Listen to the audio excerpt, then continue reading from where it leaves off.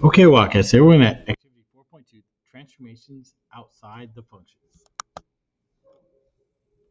Okay, consider the three absolute value functions.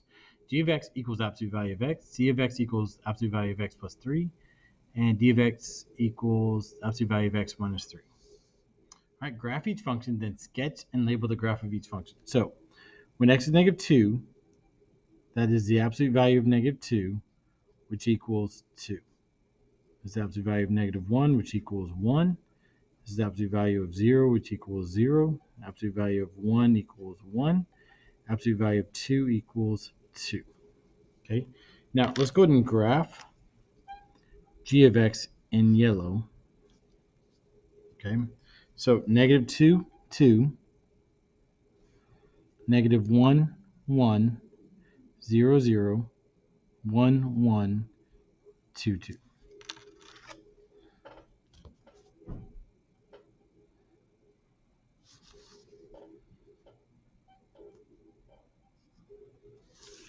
Okay.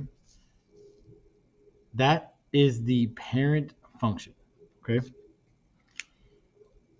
Now let's graph c of x equals x plus 3, and we'll do that in blue. Okay.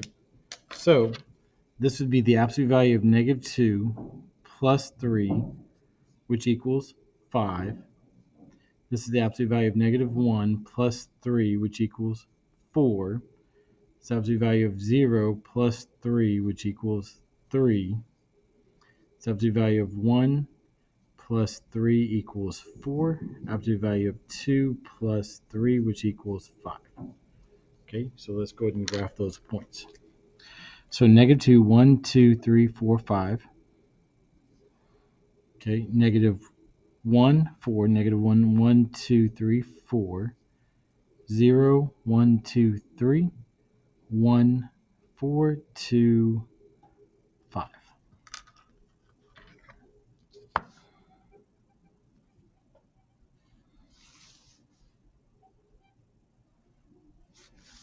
Okay. So the transformation of this is up 3 units. Okay. Now you graph this.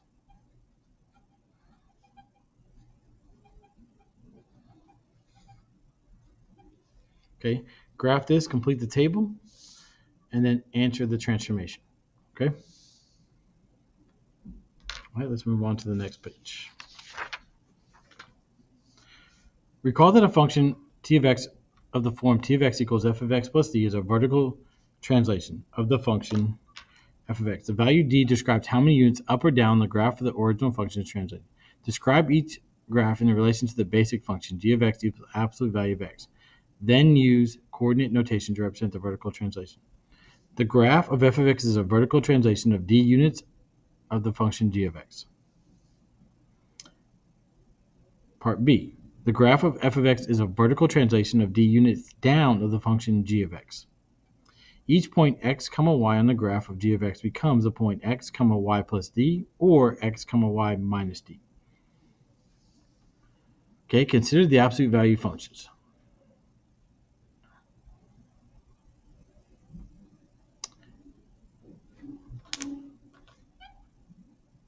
So we have g of x equals absolute value of x, k of x equals 1/2 absolute value of x, j of x equals 2 times absolute value of x, and p of x equals negative absolute value of x. Graph each function, then sketch and label the graph of each function. So g of x, when x is negative 2, that's the absolute value of negative 2, which is 2. When x is 0, absolute value of 0, 0. When x is the value of 2 equals 2. Okay? So let's go ahead and graph this in yellow.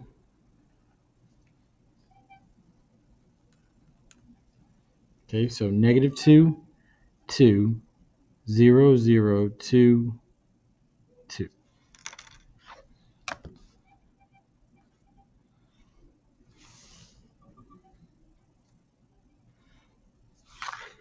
Okay.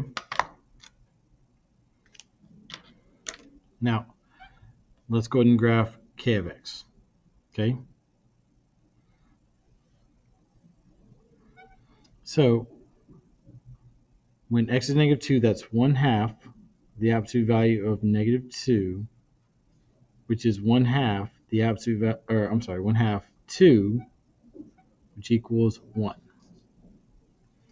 That's 1/2 the absolute value of 0, which equals 1/2 times 0, which equals 0. And then 2, absolute value of 2, which equals,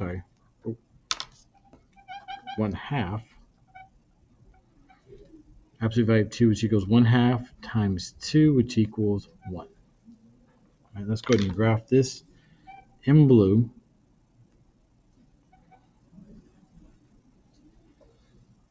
So that's negative 2, 1, 0, 0, 2, 1.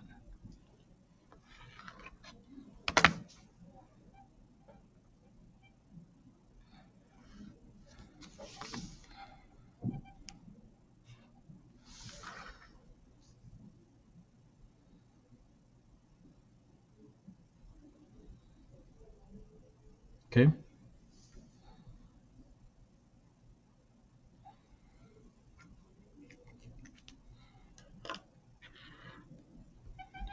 Now, g of x is the parent function. This is a vertical compression by 1/2. Now,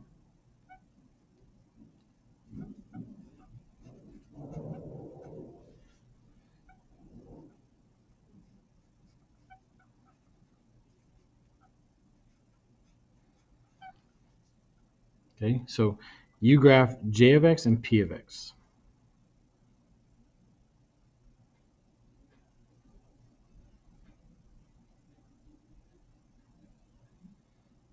Now, I will give you a little bit of hint on p of x. This would be negative absolute value of negative 2, which equals negative times 2, which equals negative 2.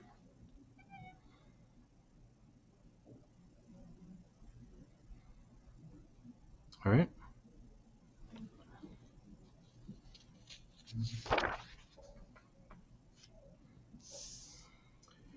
All right, recall that a function t of x of the form t of x equals a times f of x is a vertical dilation of the function f of x. The a value describes the vertical dilation of the graph of the original function. Describe each graph in relation to the basic function g of x equals the absolute value of x. Then use coordinate notation to represent the vertical dilation. When f of x equals a times g of x, when a is greater than 1, the graph of f of x is a vertical stretch of g of x. When f of x equals negative times a times g of x, the graph of f of x is a reflection across the x-axis. When f of x equals a times g of x, when a is greater than 0 but less than 1, the graph of f of x is a vertical compression of g of x.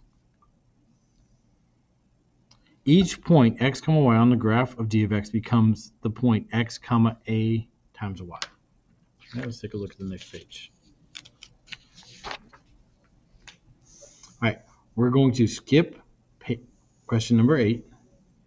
Let's go on to the next page. Given the function f of x equals the absolute value of x, use the coordinate plane shown to answer questions 10 through 14.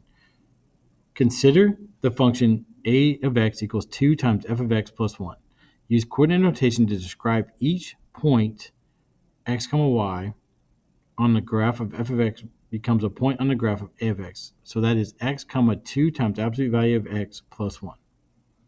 Graph and label. So let's go ahead and do that, okay? And let's do 10 in yellow.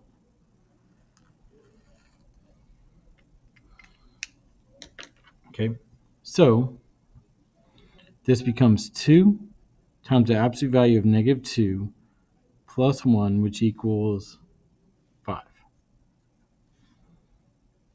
This becomes 2 times the absolute value of 0 plus 1, which equals 1. This becomes 2 times the absolute value of 2 plus 1, which equals 5. Okay, let's go ahead and graph that. So negative 2, 5.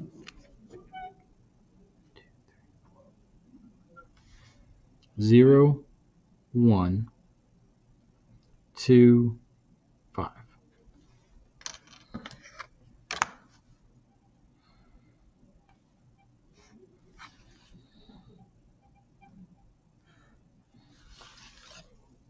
Okay.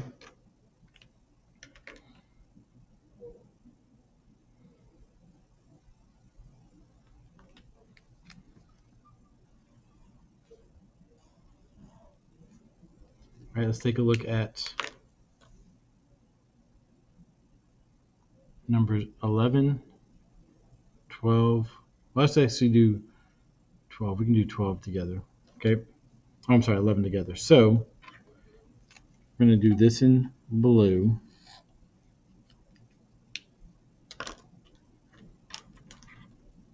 So use coordinate notation to describe how each point x, y on the graph fx becomes a point on the graph of b of x. So your point would be x, comma, -2 absolute value of x plus 1.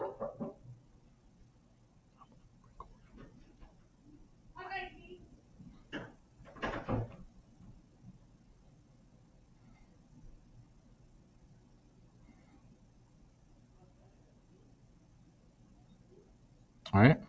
So then we have -2, absolute value of -2 plus 1 equals -3. That's -2, absolute value of 0 plus 1, which equals 1. All right.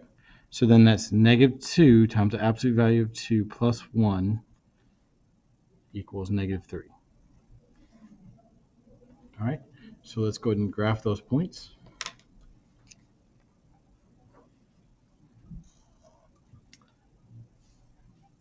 So we have -2, -1, 2, 3, 0, 1, and 2, -3.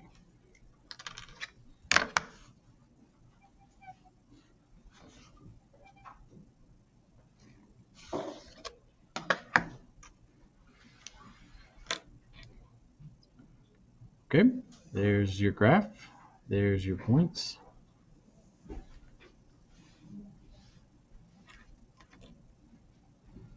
So